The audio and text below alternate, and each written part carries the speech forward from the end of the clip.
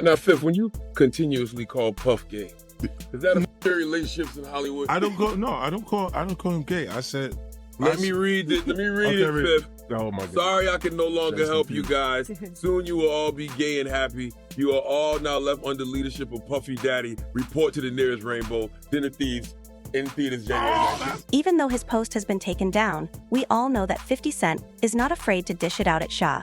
P. Diddy Combs Diddy and 50 Cent have been fighting for decades.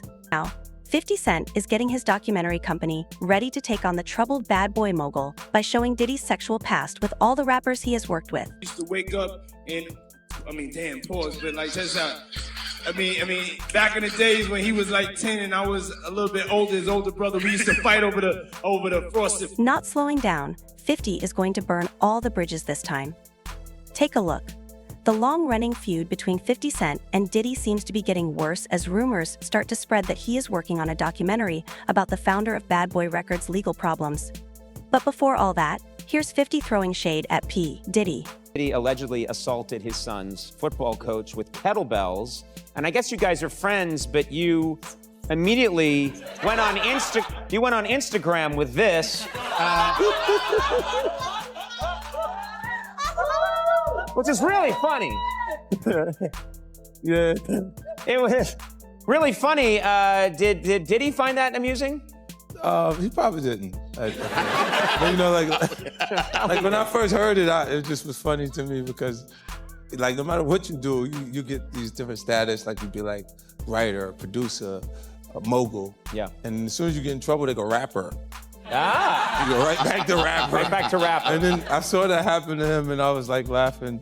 I poked fun at it because it didn't seem like a real serious situation. And then when it kind of it starts bad. No matter what it is, it starts bad in the news, and then it kind of makes its way over to something positive. Yeah. And no one reports it when it starts to become positive. Right.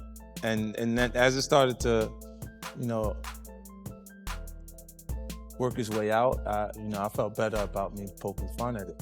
Yeah. Many people on the internet agree with the idea, especially since 50 Cent likes to stir things up, and Diddy is under a lot of public scrutiny because of the many sexual attack claims against him, even though Diddy continues to say he is innocent. 50 Cent is determined to use his investigation skills to find proof to back up the claims made in court documents. The Gunit rapper reacted quickly to the news that Diddy had settled his lawsuit with Cassie, who had accused him of rape, sex trafficking, and abuse in an Instagram post that has since been deleted. 50 wrote that he paid the money right away, and then took back what he said. Many people found this decision strange, especially since he had previously made fun of Diddy on social media. For those who don't know Cassie, her real name is Cassandra Ventura sued Diddy in the Southern District of New York, U.S. District Court, citing years of alleged abuse at his hands. She alleged that in addition to giving her drugs, Diddy made her carry his gun, maintained a fast-paced doctor-fueled lifestyle, and physically abused her several times, some of which his staff also saw. So recently Ventura decided to speak up because she wanted to share her story and support other women in similar circumstances. In her statements, Ventura persisted, originally demanding $30 million from Diddy under fear of publishing a negative book about their relationship, a move that Diddy's camp saw as clear blackmail, despite Diddy's lawyers adamantly disputing the charges. And although the lawsuit was later dropped, Ventura decided to go ahead and file a lawsuit, which led to a settlement that is still unknown to this day between the two parties. Then again, not only 50, but Jaguar has also been warning us for a while now that Diddy's reputation in the industry isn't exactly flawless, particularly in light of Sean Diddy Combs' attempts to lure young girls into performing questionable things for Hollywood heavyweights. Don't know the reality of Total, and the reality of Total is that Kima Dyson started that group. Puffy got into the mix later, but her mom was like their manager. Her sister Vita survived. Her sister Vita was with Irv Gotti before Ashanti got there. Like, these were girls who were making their bones in the game. They were making deals. They were getting deals. And they did this before Puffy came. Their name was breaking before Puffy got involved. Then Puffy got involved, and then the next thing you know, Missy gets involved. And when Missy got involved, everything changed. But what I hated more than anything was how Kima Dyson kind of got ostracized from the entity that she was damn near responsible for creating because she wasn't, because she was straight, because she had a husband, because she had children, because they had a family, because they had a business. And then the next thing you know, here come Puffy, Diddy, dirty money. Yeah, real fast. They did nothing either. I mean, Danny King, nothing. Like his groups do nothing. Like they start off good, but I believe it's him. He's the number one denominator. You know what I mean? Hey, Clive Davis's artists kind of experienced the same thing as Angie Stone. When you add in Cassie Ventura's lawsuit against Diddy, Jaguar's comments start to make more sense. During the conversation, she made some very serious claims, such as the fact that Diddy is involved in open sex trafficking and is basically a puppet of the Hollywood elite. How do you feel about him making her search for prostitutes who were dark-skinned with big black asses? That's literally what he made her search for. I mean, that's what he into. What do you think Diddy and Farnsworth Bentley's real relationship was? Concubine. Master. She also brought up how he utilizes his fame to intimidate and attack young artists, even naming a few of his victims. According to her, he uses his power in Hollywood to take advantage of and exploit these artists. When I started addressing my issues about what happened to Malik B and what happened to Flo Brown, I just started looking, as I've gotten older, like I dissect life a little differently now. I'm always looking for the origin of a problem. I'm not looking to deal with the fallout that is presently here now. If I want to get rid of it, I got to go to the origin. I got to figure out where it comes from, and I got to dig those roots up, and I got to make sure it can't continue to grow. What made you tell about P. Diddy and Christopher Williams? Because they had it coming. They had it coming. I had no intention of ever telling that story. Matter of fact, I wasn't going to tell the story, but they kept posting nasty things about my kids on Instagram. Yet Wright recently said in an interview that Diddy isn't the stand-up man he presents himself as online. There's a lot more going on behind the scenes, and it's not pretty, especially at the supposed parties that he throws. Okay, I'm going to tell you something that I've never told anybody before on camera. Let me straighten the wig. All right, there's a Hollywood party. I'm not going to say any of the names though. I'm just if Spirit give it to you, I will not deny what you say. Okay, it was a certain urban artist, but he wasn't black. Had a big record that just broke. He was married to an actress at the time. So it was him a Robin Thicke? Yes. Okay. And it was at his dad's house, which I guess is his house now, in Sunset Hills. I went with an old associate of mine. His name is Jimmy, and he was the vice president of Andre Harrell's label, New America. You talking about Jimmy Irie? No. Okay. Jimmy's back. Oh, give it to now. me. But he was the vice president of New America, which was the label that Robin Thicke was on at the time. So me and Jimmy get to the party. It was very interesting. There was a certain supermodel that showed up at the party and was thrown out of the party for some very, very, very vulgar conversation, very loudly about people. There were video girls there that were dancing. Michael Rappaport was there that night. Who? Michael Rappaport. The one who's beefing with KD. With Kevin Durant. Look, is he an athlete as well? No, Michael Rappaport, the actor. He played Remy in Higher Learning. Oh, gotcha. Okay. Yeah, he was there at the party. And there was a guy that was a comedian. He used to be on MTV. He just kind of disappeared. He was there. And a few other people were there. Andre Harrell was there. And it was a very interesting night. There was a lot of party favors. And When you say party favors, we mean party favors. And of course there was alcohol, and so the video dancers were dancing, and then the white girls got upset because they weren't getting any attention because they couldn't dance like the dancers did because they were all women of color. So then they decided to do a whole full love scene on the pool table in the living room by the fireplace. Of course they did. You know, but there were a few inappropriate things that happened. But this particular supermodel, she did spread eagle, and she didn't have any her whole, you know, life force, and told everybody that inside out or something like that. I mean, Hollywood house parties are like that, you know, or you'll go and just out of nowhere, you know, things will just turn left. But it seems like as you're saying, it seems like this is like the norm. It's very normal. It is very normal.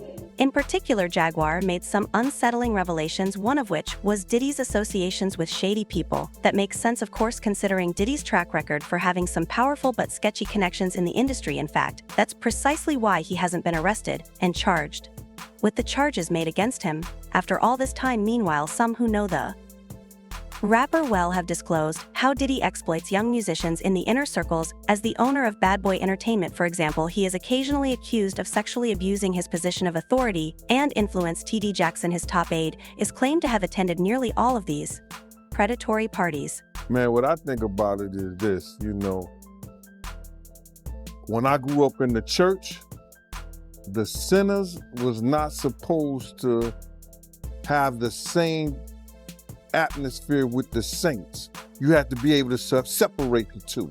So I'm looking at him as a saint going to a party that ain't nothing but sin, drinking, maybe fornication, man on man, woman on woman, he on she. But maybe he there to lay some hands on somebody. Maybe he there to save some souls. I know he got a contract with Revolt, so I'm just like, it's just real strange that he would be found at any kind of Diddy party or any kind of place with Diddy unless it's in a business atmosphere. So now what he's doing is he's making, man, he's making the Christians look real bad right about now. And you've been to these parties, right? Oh yeah, I was there when he was doing the white parties in the Hamptons and the whole 9 yards. So I know what goes on at the parties. If, you know, they probably got a little bit more freakier, you know, as time went on, you know, because they got to the point whereas that they didn't even care. It used to be secretly, you know, where people used to go to, you know, separate rooms and different rooms, and they wasn't doing that out in the public, you know. So, but now they don't care. Men kissing men and all this other stuff. It's crazy. I was getting calls from females that stated that they had situations that were, I'm trying to put it in a way, there were situations that if law enforcement individuals heard it, they had, Puff had broke the law with them. So he had committed a crime. And in doing so, if those are the females who went and found the lawyers to take their case, he's going to be facing criminal charges because the act in which they explained to me were criminal acts. The drug, the touching, the raping, all that. Now, as a result of all that is happening, Usher has also stepped forth to share an honest and less glamorous aspect of his early career. He disclosed that condoms had exposed him to drugs and wild parties when he was a young and innocent child. It was hard. There were a lot of things I seen and a lot of positions that I think I was put in where I had to make very, very tough decisions in my life about who I would be. I was 13 years old, and being 13, having that type of exposure, you know, yeah, it was cool to go to Howard Homecoming with Puff.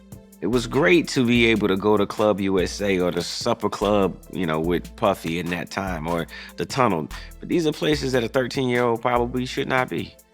You know, most kids will be excited about it. You know, most kids are trying to figure out, you know, how to be around, you know, hot girls, pretty girls. I'm around grown women, and I'm seeing them do things and have experiences that I'm not quite ready for. You know, and I think that he was just trying to show me the lifestyle. However, that's not what I was there for. I was there because I wanted a career, man. So we would fight, we would tussle. More than often, I think Puffy would say, man, you gotta chill. Like, you're just a little bit too intense. You know, you gotta relax. Like, yo, man, I'm here to work, man. I ain't sang in a week. I mean, I'm 13 years old, like banging on this man as though, you know, I am the manager. I am the spokesperson for Usher. And I'm telling him, look, you're gonna put me in the studio, man. You got Biggie Smalls in there, you got Craig Mack in there. You're gonna make me a priority too. I'm not here to party with you. I don't wanna go to the clubs. Matter of fact, I'm too young to even be in here. Why you got me in clubs? I think as a kid, I realized, hey, look, that's not my ring. That's not my moment. That's not my bottle. That's not my drink. That's not my celebration. So I'm not here to celebrate. I wanted people to be excited about me the way that they were excited about him. I wanted my own success.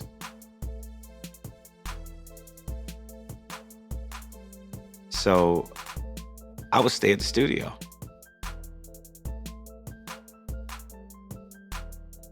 All of what I could absorb from being an artist, being around other performers like Mary J. Blige, Jodeci, I'll Be Sure at the time, Missy Elliott, Timbaland, all of these people, I would just absorb every bit of what I could get my hands on. I was just pulling everything I possibly could.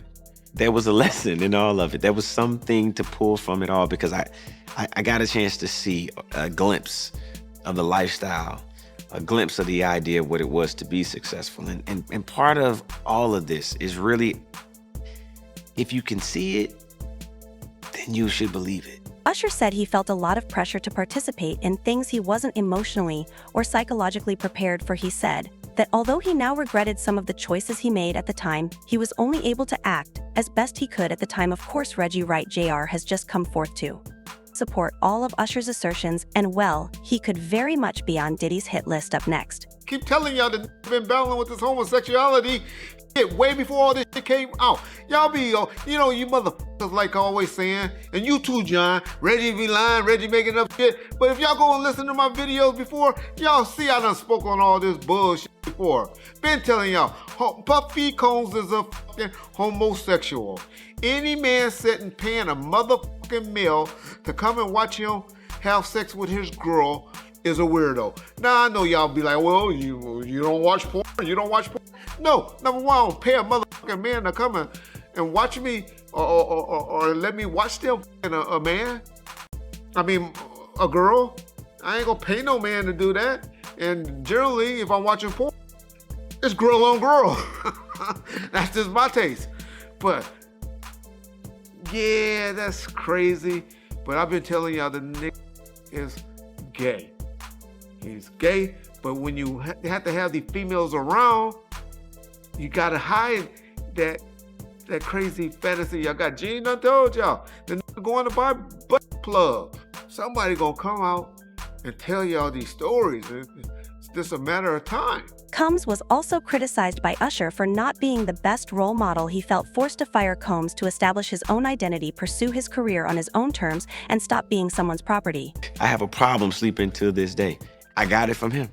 I mean, this is a dude who just never slept. He's probably the first one to get up and the last one to go to sleep. So at the age of 8, 9, you know, I began to ask myself, like, what am I gonna do with my life? Who am I gonna be? Am I gonna be a teenager who sleeps on my mom's couch, looking for, you know, a menial job that, you know, will at least give me enough to just pay for gas to get there and from every day? Nah, I want to do something that I feel is going to take my mom out of here and hopefully put us in a better situation. Meanwhile, recent actions by fellow rapper Mace, who confronted Diddy on social media about unpaid publishing rights from their past joint ventures, have also drawn attention to ongoing issues in the music industry. It appears that Mace accused Diddy of still refusing to grant him publication rights for work he did more than 20 years ago. In a tweet, Mace highlighted the difficult situation of young artists who sign unfair contracts with Diddy and become caught up in a never-ending cycle of abuse and freakouts with the rapper. That's really good. Let me take my shades off. Now, I could say this because it's not something I didn't say to him. Puff, how do I want to say this? Me and Puff was like, I felt like I did more than I got credit for, more than I got paid for. You felt or did you do that? Because you said felt. Like okay, feeling. let's clear that up then. You saying you feeling that? No, we're gonna keep it with, because I'm trying to be nice. I never got paid what I was worth, and I never got the respect I was worth. So the disdain that I got for Puff is more like, you trying to keep me here, nigga. I'm not here. All my peers is up here. All my peers are bosses. When it's time, just like somebody raised somebody up, you know they did work with you, they go from your little man to maybe A&R to something else. He just kept trying to keep me right here, like he didn't want me to grow at anything. So does this indicate that 50 will work with each of these artists to bring Diddy's career to a close once? And for all, that's all for today. Make sure to drop by with your ideas in the comments below. For more updates, hit the bell icon.